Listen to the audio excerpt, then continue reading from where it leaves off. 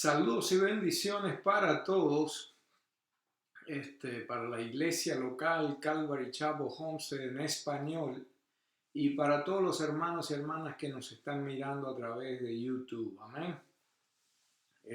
Hoy vamos a estar estudiando el libro de Zacarías capítulo 2 y lo exhorto, hermano, hermana, que si quiere repasar un poco eh, o profundizar más, lo exhorto a que vea la enseñanza anterior del libro de Zacarías que está titulada Dios nos cuida las espaldas. Amén.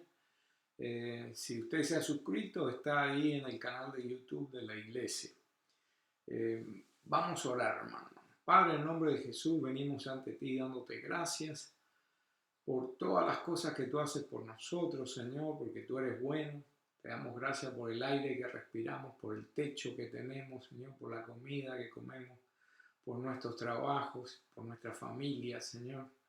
Te damos gracias, Padre, en el día de hoy, Señor. Y te pedimos que esta enseñanza, Señor, sea para la gloria de tu nombre, Señor, para la edificación de tu iglesia, que es el cuerpo de Cristo, y que tu Espíritu Santo nos lleve a toda verdad. En el nombre de Jesús te pedimos estas cosas, Señor. Amén y amén. Vamos a comenzar a leer en Zacarías capítulo 2, versículo 1 en adelante. Amén. La palabra de Dios dice así: Entonces alcé los ojos y miré, y he aquí vi un hombre con un cordel de medir en la mano, y le dije: ¿A dónde vas? Y me respondió: a medir a Jerusalén, para ver cuánta es su anchura y cuánta su longitud. Muchas veces cuando vemos las escrituras y vemos a alguien midiendo, es un sinónimo de juicio, ¿no? Vamos a leer ahí en Mateo capítulo 7, versículo 1, lo que nos habla la palabra. Amén. Dice así: no juzguéis para que no seáis juzgados, porque con el juicio con que juzguéis seréis juzgados, y con la medida que midáis se os medirá. Amén. Entonces vemos que cuando medimos es un sinónimo de juicio. También en Marcos capítulo 4, 24 nos dice lo siguiente: mirad lo que oís, mirad lo que oís. Dice: medida que medís, os medirán otros y será añadido a vosotros lo que oís. En este caso, la advertencia es a las personas que les gusta juzgar mucho, que siempre están apuntando al vecino en vez de mirarse al espejo. Recordemos que el único, es decir, los únicos que van a juzgar es Dios Padre y Jesucristo. Vamos a leer, vamos a hacer un pequeño paréntesis acerca del juicio, que no depende de nosotros juzgar a nadie. Los únicos que juzgan es Jesús y el Padre. Mientras estemos en este cuerpo imperfecto, mientras estemos en esta carne, no podemos juzgar a nadie. Vamos a leer 2 de Timoteo capítulo 2, versículo, perdón, 2 de Timoteo capítulo 4, versículo 1. 2 de Timoteo capítulo 4, versículo 1.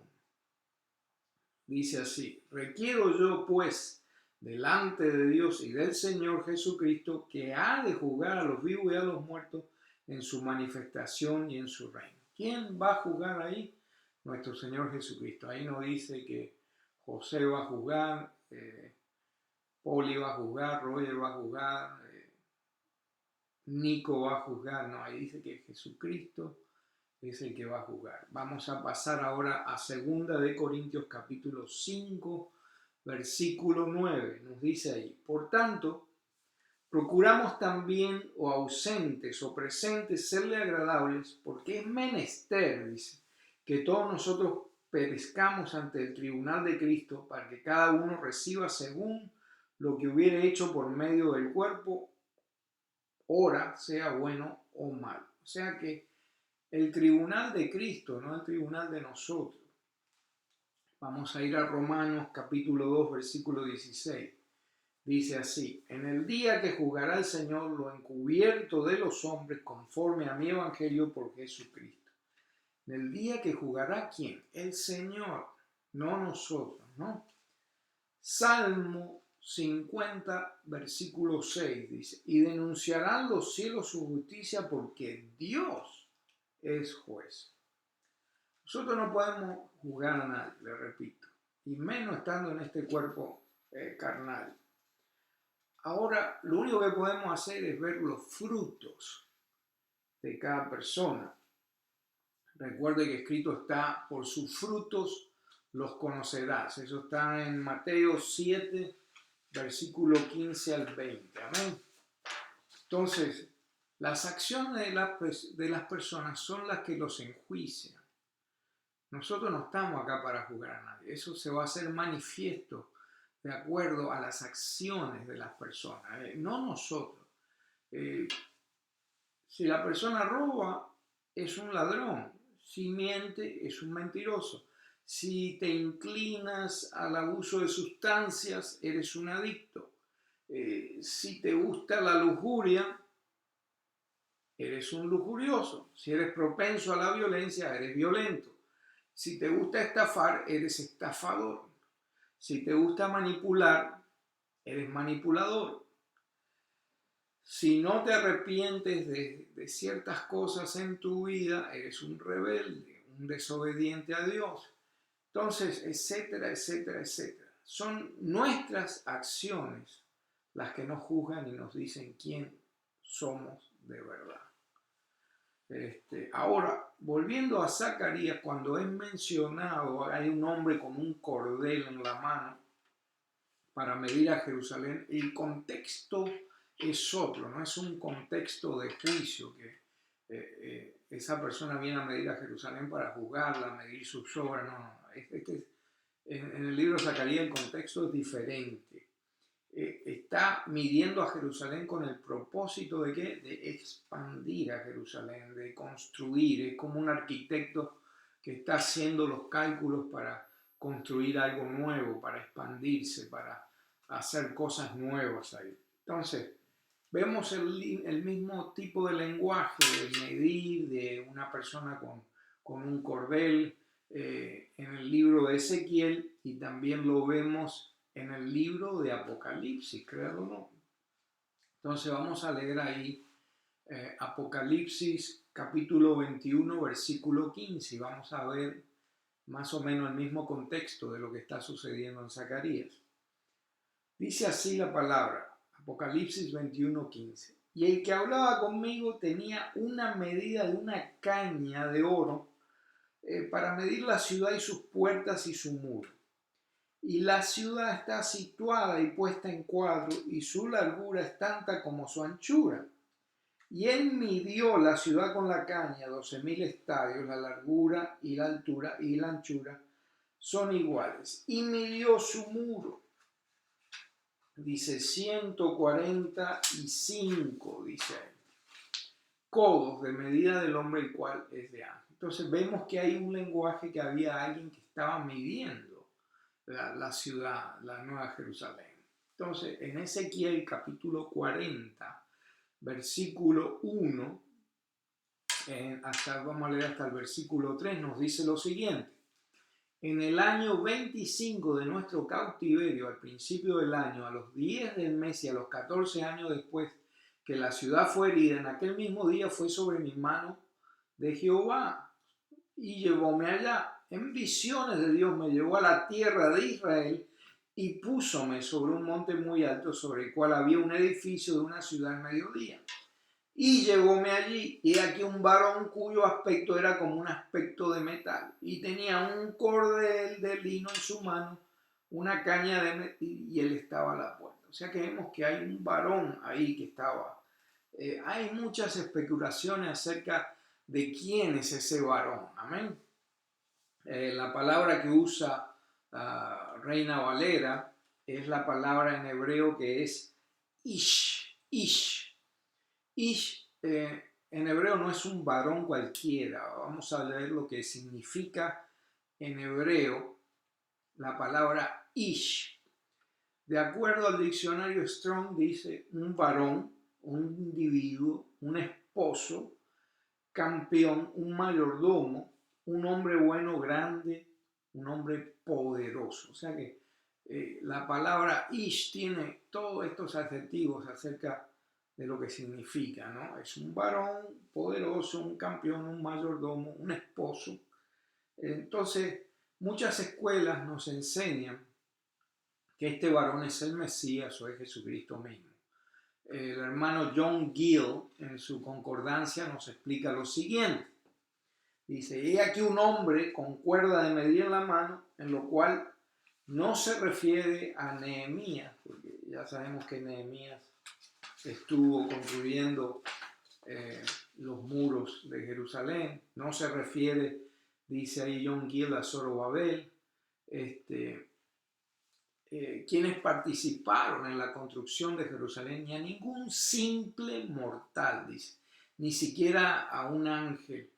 Pues se podría decir que el mismo ángel que habló con el profeta, como se observa, ya que parece ser superior al que se habló. Sin embargo, no se trata, dice ahí John Gill, de un espíritu administrador, sino del Mesías mismo, dice, de quien este libro se habla a menudo como de un hombre. Con eso en mente vamos a seguir leyendo en Zacarías capítulo 2, versículo 3 en adelante. La palabra de Dios dice así. Y aquí, cuando el ángel que hablaba conmigo salía, otro ángel le salió al encuentro y le dijo, corre, habla a ese joven y dile, sin muros será habitada Jerusalén a causa de la multitud de hombres y de ganados dentro de ella. Y yo seré para ella, declara el Señor, una muralla de fuego alrededor y gloria seré en medio de ella. Muchas escuelas de enseñanza interpretan que ese joven que habla ahí la escritura era Nehemías, ya que él fue instrumento para construir las murallas de Jerusalén. Si lee el libro de Jeremías del capítulo 2 al capítulo 6 se va a dar cuenta de toda la saga, de todo lo que pasó Jeremías para construir los muros de Jerusalén. Y en Jeremías 6:5 se ve el resultado final, donde la muralla fue construida en 52 días. Amén. Este asunto es que esas murallas y el templo, esas murallas que construyó Nehemías, fueron destruidas por el emperador Tito en el año 70 después de Cristo. O sea que esas murallas no son las que estamos hablando aquí. Leamos de vuelta lo que dice el versículo. Zacarías capítulo 2 versículo 4. Y le dijo, corre, habla a ese joven y dile, sin muros será habitada Jerusalén a causa de la multitud de hombres y de ganado dentro de ella, y yo seré para ella, declara el Señor, una muralla de fuego en derredor y gloria seré en medio de ella. Entonces, ¿para qué una muralla si Dios iba a estar ahí y Él va a ser la muralla de fuego? Si el Señor está ahí, no necesitamos ninguna muralla hecha por mano de hombre. Entonces, ¿qué es lo que vemos? Que esta ciudad, Jerusalén, va a crecer tanto que los muros no van a contener su crecimiento. Tampoco va a necesitar muros hechos por mano de hombre porque va a estar protegida, porque Dios mismo dice ahí, y yo seré para ella, declara el Señor, una muralla de fuego en derredor y gloria será en medio de ella, ¿no? Ya sabemos que Israel volvió a ser nación en el año 1948. Desde entonces, nadie ha podido conquistar a Jerusalén. Han atacado, han habido guerras, todo, pero Jerusalén sigue invicta, Jerusalén sigue independiente. Entonces, vuelvo a repetir, Dios sigue protegiendo a Israel por el pacto que hizo con Abraham y su descendencia. Le voy a repetir esto, quiero que se le quede grabado. Génesis 12:2 dice así, haré de ti una nación grande y bendecirte y engrandeceré tu nombre y serás bendición. Bendeciré a los que te bendijeren y a los que te maldijeren maldeciré y serán benditas en ti toda la familia de la tierra. ¿Por qué? Porque de la descendencia de Abraham vino Jesús. Entonces, Dios protege a Jerusalén, pero todavía no mora ahí. Dios protege, está protegiendo, protegió, protegerá, pero él no mora ahí. Pero en el libro de Apocalipsis hay una descripción que encaja con lo que acabamos de leer. Y habla de la nueva Jerusalén. Amén. Y ahí Dios va a estar ahí, su presencia, y va a habitar ahí. Apocalipsis capítulo 21, versículo 22 hasta el 27. Si usted vino con hambre de palabra, le vamos a dar un buen alimento en el día de hoy. Así que agárrese y esté listo para pasar las páginas de su Biblia. Apocalipsis capítulo 21, versículo 22. La palabra de Dios dice así: y no vi en ella templo, porque el Señor Dios Todopoderoso es el templo de ella y el Cordero. Y la ciudad no tenía necesidad de sol ni de luna para que resplandezcan en ella, porque la claridad de Dios la iluminó y el Cordero era su lumbrera. Y las naciones que hubiesen sido salvas andarán en la lumbre de ella, y los reyes de la tierra traerán su gloria y honor a ella. Y sus puertas nunca serán cerradas de día, porque allí no habrá noche.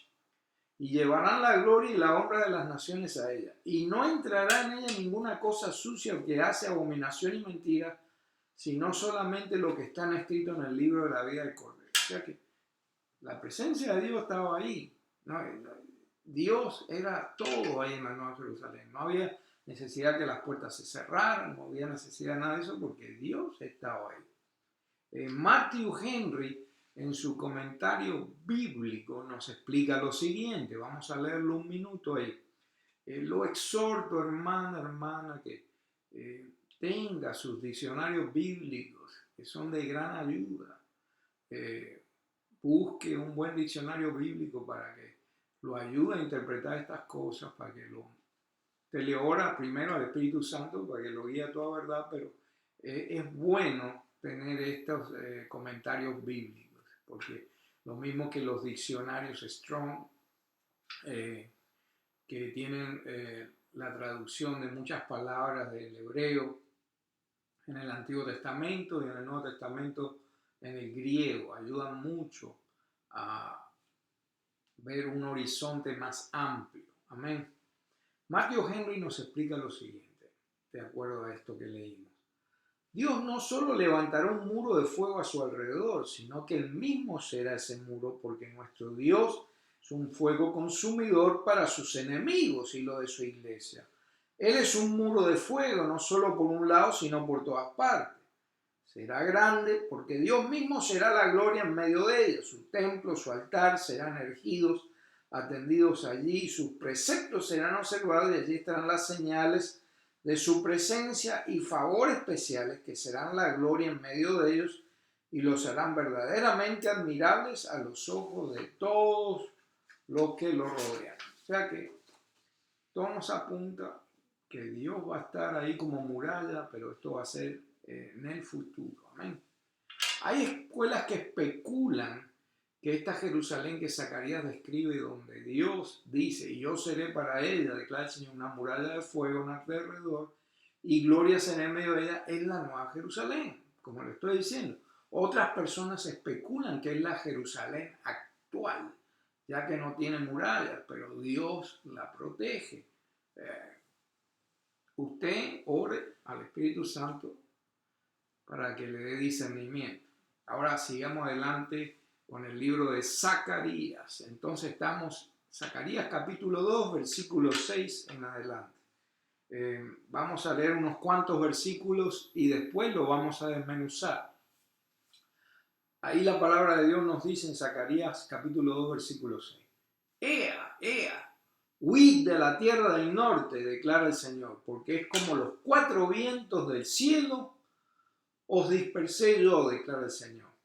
Ea, Sión, tú que moras con la hija de Babilonia, escápate, porque así dice el Señor de los ejércitos, cuya gloria me ha enviado contra las naciones que os despojaron, porque el que os toca, toca a la niña de sus ojos, dice ahí. He aquí alzaré mi mano contra ellas y serán despojo para sus esclavos. Entonces sabréis que el Señor de los ejércitos me ha enviado. Canta de júbilo y alégrate, oh hija de Sión, porque aquí vengo y habitaré en medio de ti, declara el Señor. Y se unirán muchas naciones al Señor, aquel día y serán mi pueblo. Entonces habitaré en medio de ti y sabrás que el Señor de los ejércitos me ha enviado a ti. Y el Señor poseerá a Judá su porción en la tierra santa y escogerá de nuevo a Jerusalén. ¡Wow! Dice ahí en el versículo 13, calle toda carne delante del Señor, porque Él se ha levantado en su santa morada. Acabamos de leer el versículo del 6 al 13 y nos suena bastante parecido a lo que estudiamos anteriormente en el capítulo 1 de Zacarías. Le repito, Zacarías 2:6. Huid de la tierra del norte, declara el Señor, porque como los cuatro vientos del cielo dispersé, yo, declara el Señor. Huyan de las tierras del norte. Recordemos que en el capítulo anterior vimos que los cuatro puntos cardinales venían diferentes enemigos de Israel. En este caso, estamos hablando, huyan de las tierras del norte, o sea que huyan de los enemigos de Israel que vienen del norte. ¿Que quién eran estos? Eran los caldeos, los persas, Babilonia, donde aún permanecían algunos judíos en los tiempos de Zacarías. Dios está haciendo un llamado a huir de la contaminación, a huir de esas naciones paganas. Y eso lo podemos llevar hoy día a nosotros. Sin santidad, dice la palabra, está escrito que sin santidad nadie verá a Dios. Tenemos que esforzarnos a apartarnos. Eso es lo que es ser santo, apartarse del resto. No significa que usted va a estar libre de pecado ni nada de eso, no. Significa que tenemos que apartarnos de lo que hay ahí afuera. En este caso, Dios está exhortando y subir de la tierra del norte. ¿Quién eran? Los caldeos, era Babilonia. Todavía habían judíos cautivos ahí. ¿Por qué? Porque estaban bajo el yugo de esas naciones, pero a la misma vez estaban contaminados con las costumbres de ellos. Tenemos que tener cuidado. Tenemos que tener cuidado con lo que miramos, con las cosas que nos codeamos todos los días, sea en el trabajo, sea mirando televisión, sea yendo al cine, sea escuchando música. Tenemos que ver que no nos contaminemos. Zacarías 2:7 dice: a Sión, tú que moras con la hija de Babilonia, escápate, escápate. Vemos que ahí Dios sigue. Dios no quiere que su pueblo se contamine con estas naciones paganas, con todo lo que estaba sucediendo ahí en esas naciones, la idolatría, la inmoralidad. Y eso se aplica a nosotros, los creyentes. Tenemos que huirle a estas cosas. Muchas veces caemos en la manera de pensar del mundo, decir, si todo el mundo lo hace, ¿qué tiene de malo? Si el vecino lo hace, si aquel lo hace, bueno, no es tan grave, pero a los ojos de Dios no hay pecado chiquito, pecado grande, es pecado. Y Dios es santo. Entonces muchas veces nos preguntamos por qué Dios no contesta nuestra oración. Tenemos que mirar nuestro caminar. Nos estamos contaminando con este mundo, estamos siguiendo la corriente de las personas. Bueno, pero si todo el mundo lo hace, que no tiene nada de malo. Entonces hay que tener mucho cuidado. Escápate, dice el Señor al pueblo de Israel. Escápate de Babilonia, escápate de sus costumbres, escápate de la hija de Babilonia. John Gill nos explica lo siguiente en su comentario bíblico. Nos dice así: sálvate a ti misma, oh Sión, o escapa tú que perteneces al monte de Sión, la ciudad del Dios vivo, y que deberías habitar allí y no en Babilonia. Huye de allí, que habita de la hija de Babilonia, que reside en cualquiera de las ciudades o pueblos y aldeas que le pertenecen. Dios está haciendo un llamado a su pueblo que salga de lo que representa Babilonia. Recordemos que el pueblo de Dios estuvo cautivo allí en los tiempos de Daniel. Paréntesis. Vamos a hacer un pequeño paréntesis. Aquellos que les gusta estudiar la palabra, que les gusta estudiar profecía, que les gusta estudiar diferentes libros que hablan de lo que va a venir. ¿Sabía usted que la antigua ciudad de Babilonia en Irak fue declarada Patrimonio Mundial por la UNESCO en el año 2019? ¿Sabía usted eso? No por una reconstrucción específica que hizo Saddam Hussein en la época, sino, mire lo que dice aquí, como un reconocimiento a su valor histórico universal, incluyendo monumentos como los jardines colgantes y todo eso. Irak invirtió en una restauración para cumplir con los requisitos de la UNESCO, y la inscripción busca impulsar, que dice ahí, la conservación y turismo a pesar de daños de guerras anteriores.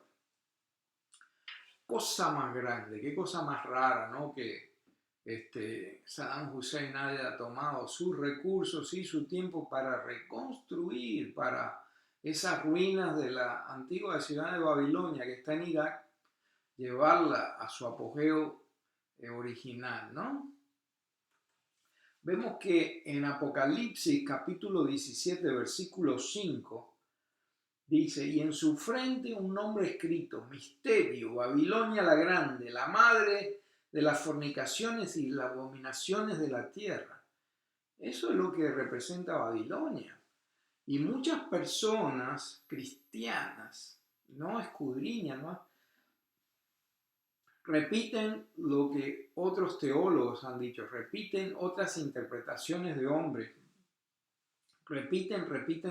Oh, Babilonia va a ser el Vaticano, Babilonia va a ser Roma, Babilonia fue New York, y por eso las Torres Gemelas fueron atacadas por un castigo de Dios. Entonces ves cantidad de gente cristiana hablando cosas que no vienen al caso. Oh, ¿cuál va a ser Babilonia la Grande? ¿No? Hacen muchas especulaciones. Acá vemos, búsquelo, no tome mi palabra, que fue restaurada en parte por el gobierno de Saddam Hussein, la Babilonia original. Entonces, ¿qué podemos pensar? Babilonia está donde originalmente estaba siendo restaurada y fue nombrada Patrimonio Mundial por la UNESCO. Entonces, ¿será posible que tomemos las escrituras en serio y las tomemos literalmente en cuanto a esa ciudad? Bueno, usted analice, usted haga su propio estudio, y con eso cerramos este pequeño paréntesis que nos va a poner a pensar un poco. Amén. Ahora sigamos con Zacarías. Zacarías capítulo 2, versículo 8. La palabra dice así: porque así dice el Señor de los ejércitos, cuya gloria me ha enviado contra las naciones que os despojaron, porque el que os toca a la niña de su ojo. He aquí alzaré mi mano contra él y serán despojo para sus esclavos. Entonces sabréis que el Señor de los ejércitos me ha enviado. Canta de júbilo y alégrate, oh hija de Sión, por he aquí vengo y habitaré en medio de ti, declara el Señor. Y se unirán muchas naciones al Señor aquel día y serán mi pueblo, entonces habitaré en medio de ti y sabrás que el Señor de los ejércitos me ha invitado a ti. Y el Señor poseerá Judá y su porción en la tierra santa y escogerá de nuevo Jerusalén. Leyendo estos versículos nos damos cuenta que Dios no cambia. Dios no cambia. Dígalo ahí, Dios no cambia.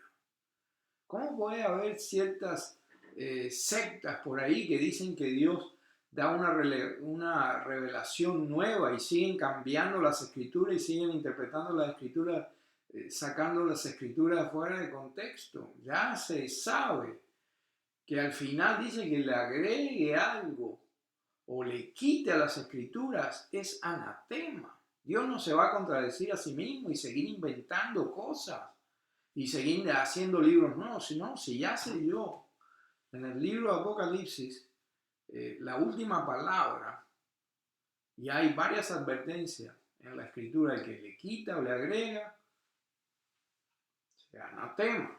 Dios no se va a contradecir. Entonces, vemos que Dios no cambia. ¿Por qué? Porque Israel, la nación hebrea, sigue siendo la niña de los ojos de Dios. Y Dios va a alzar su mano contra las naciones que perjudican y perjudicarán a Israel hasta la venida del Señor. Dios va a alzar su mano. Y válida la redundancia porque de este tema hablamos en el capítulo 1, porque pedía una explicación lo que se hablaba en el capítulo 1, ¿no?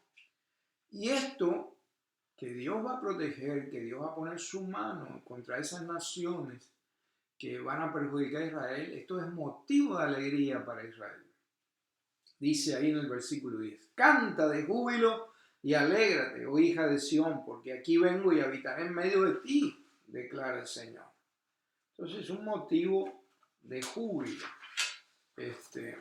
Sigamos leyendo. Zacarías capítulo 2, versículo 11.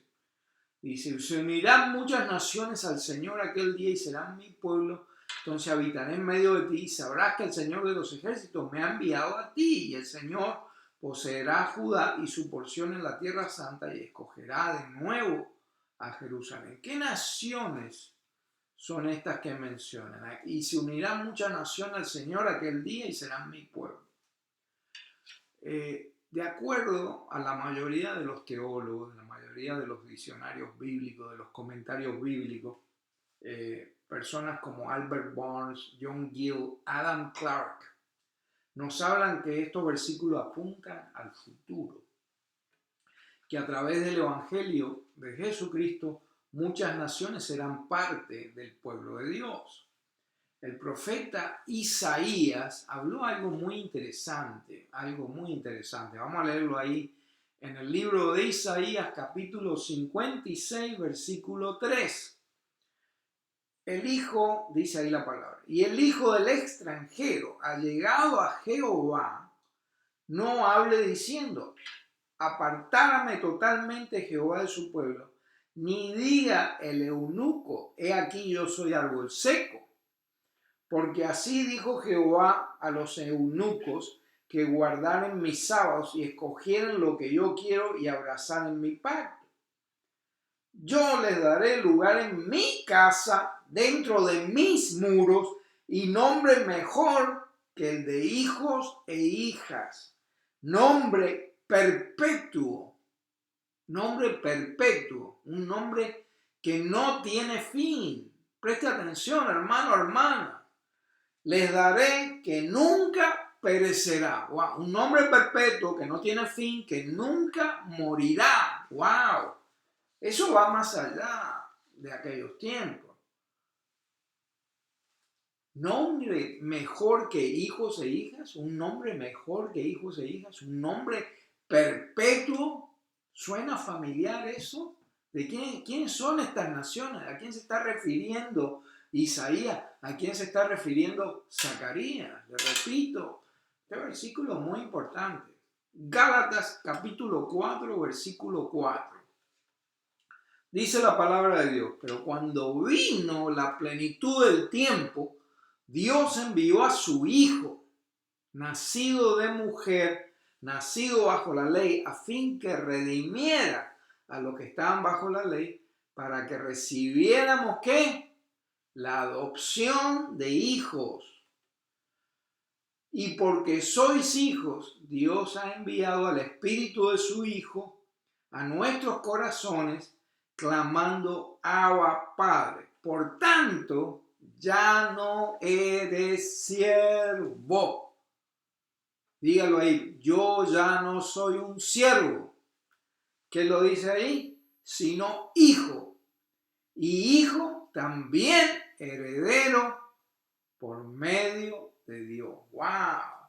¿Cuántas personas después de escuchar esta promesa no dicen gloria a Dios? Amén. Es algo digno de decir gloria a Dios. Alabado sea el Señor por esta promesa. Amén.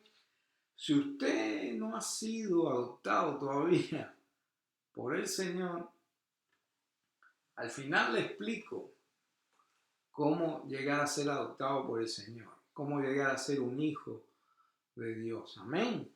Bueno, y cerrando con el último versículo que dice, en Zacarías capítulo 2, versículo 12, dice, y el Señor poseerá a Judá su porción en la tierra santa y escogerá de nuevo a Jerusalén. Aunque en esos tiempos Israel fue perseguida, aunque en esos tiempos Israel fue cautiva y fue liberada muchas veces, fue cautiva, fue liberada muchas veces, este no es el final ni el presente de Israel. Escuche bien lo que le estoy diciendo. Ese no es el final ni el presente de Israel. Eso fue en el pasado, fue cautiva, fue liberada, fue cautiva, fue liberada, pero no es el presente ni el final de Israel.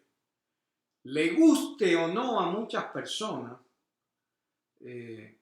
la gente de Israel está libre el día de hoy. Están en guerra, sí, pero es una nación libre y su final ya está escrito. ¿Cómo ciertas religiones pueden decir, todo es el mismo Dios? Y Dios dice que Israel es la niña de sus ojos. Y hay naciones que dicen que sirven al mismo Dios y quieren destruir a Israel. Eso no tiene sentido ninguno. No es el mismo Dios, no se engañe. Estamos hablando del Islam, estamos hablando de los musulmanes. No es el mismo Dios, porque Dios no se contradice.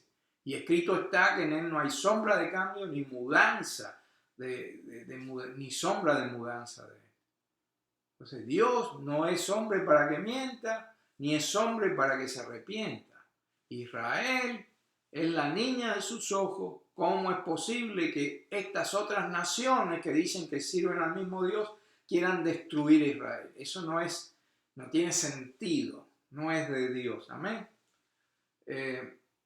Vamos a leer lo que dice Zacarías, vamos a saltarnos un poco a Zacarías, capítulo 14, versículo 3, para que vea lo que viene en el futuro para Israel. Las naciones se van a unir en contra de Israel, como lo han hecho a través de la historia, pero la mano poderosa de Dios va a estar ahí.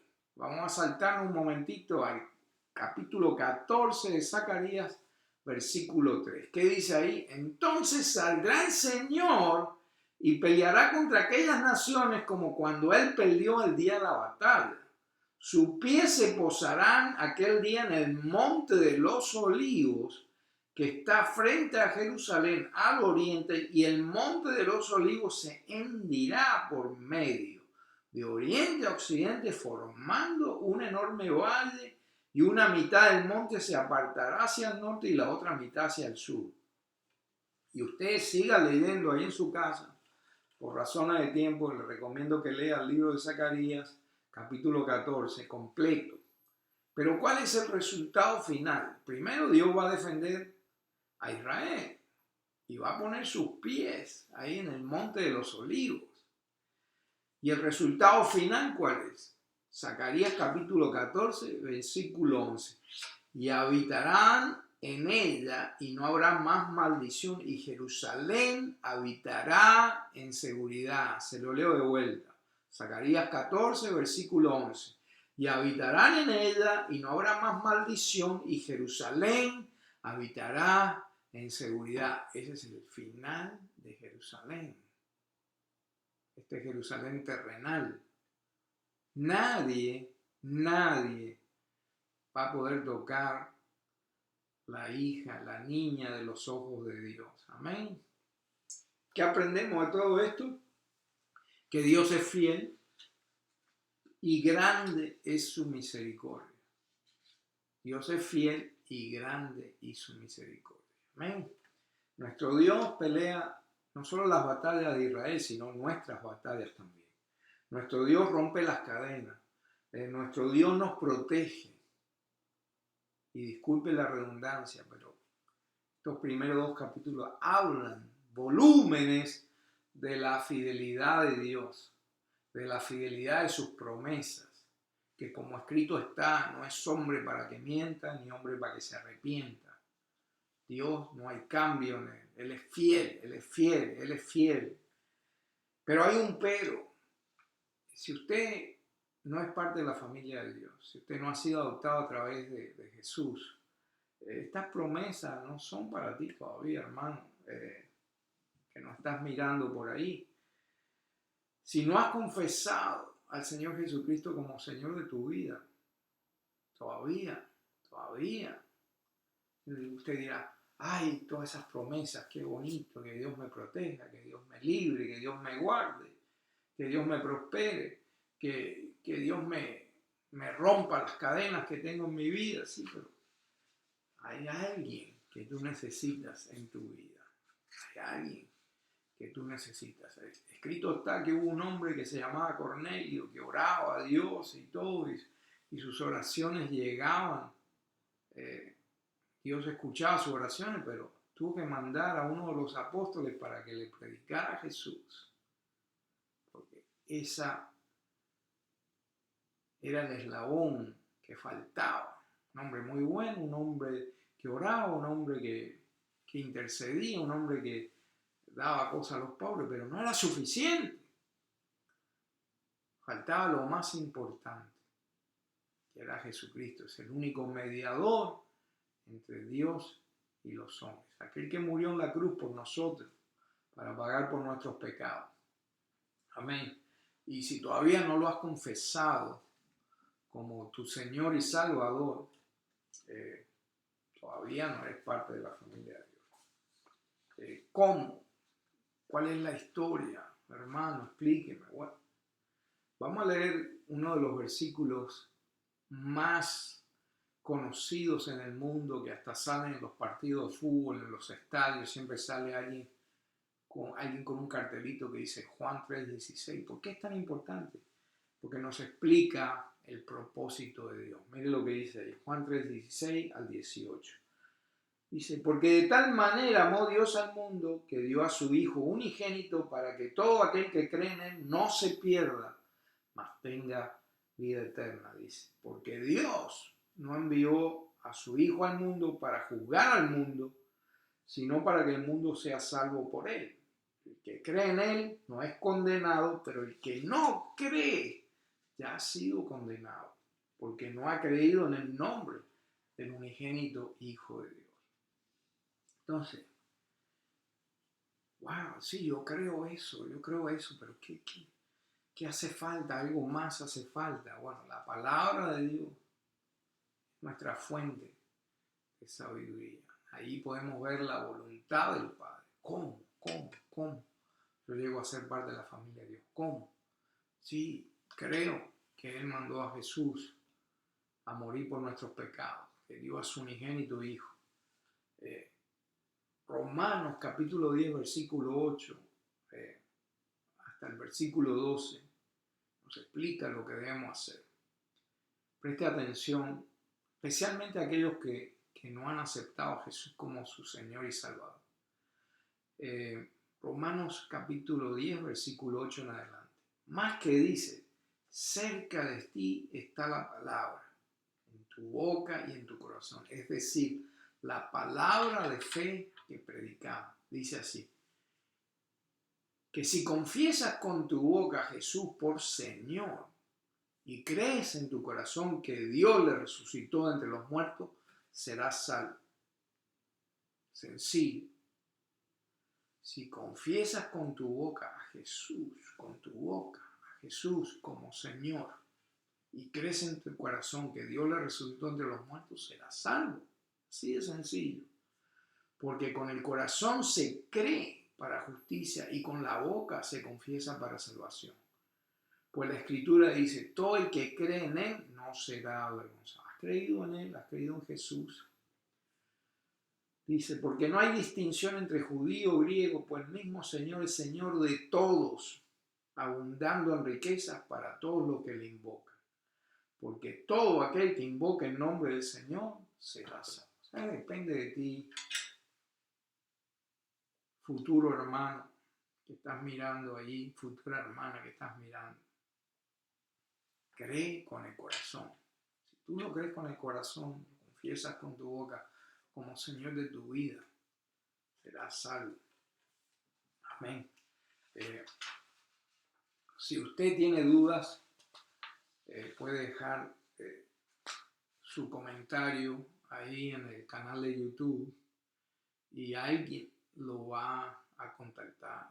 Deje ahí su teléfono, deje ahí manera de contactarlo. Si usted tiene dudas, si usted necesita que alguien ore por usted, ponga ahí su información y alguien lo va a contactar. Si eres de la iglesia local, ahí en Calvary Chapel, Homestead en español, y esto te ha tocado el corazón y nunca habías recibido a Jesús en tu corazón, este es el momento de hacerlo. Ahí hay hermanos, hermanas que van a orar por ti. Y si quieres reconciliarte con Él, también. Dios es un Dios de segundas, terceras, cuartas oportunidades, siempre y cuando haya un arrepentimiento verdadero. Con esto cerramos la enseñanza de hoy, hermano, hermana. Espero que haya sido bendición para su vida como la fue para mí. Y nos vemos la próxima, comenzando el capítulo 3 del libro de Zacarías. Que Dios me los bendiga y me los continúe bendiciendo.